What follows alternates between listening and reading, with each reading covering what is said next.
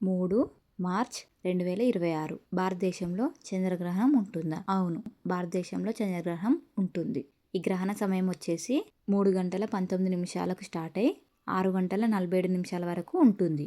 ఈ సమయంలో ప్రయాణాలు చేయకపోవడం మంచిది. గర్భిణీ స్త్రీలు జాగ్రత్తగా ఉండాలి. ఈ గ్రహణ సమయంలో పట్టు విడుపు స్నానాలు చేయాలి. ఈ గ్రహణ సమయంలో పితృదేవతలకు నల్ల నువ్వులతో తర్పణాలు ఇస్తే పితృదేవతల ఆశీస్సులు కలుగుతాయని నమ్మకం.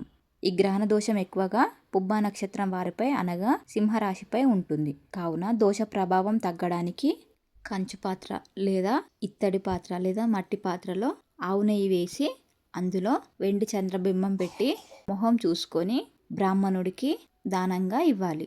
ఈ గ్రహణ ప్రభావం ఉన్నవారు 4వ తారీఖున దగ్గరలో ఉన్న గుడికి వెళ్ళి రావి చెట్టు కింద నెయ్యి దీపం పెట్టి తమ శక్తి కొలది నల్ల నువ్వులు, ఉలవలు, బియ్యం, గోధుమలు ఈ 4 పావు కిలో లేదా కిలంపావు తమ శక్తి కొలది బ్రాహ్మణుడికి దానంగా ఇస్తే గ్రహణ ప్రభావం తగ్గుతుందని జ్యోతిష్య శాస్త్ర పండితులు చెబుతున్నారు.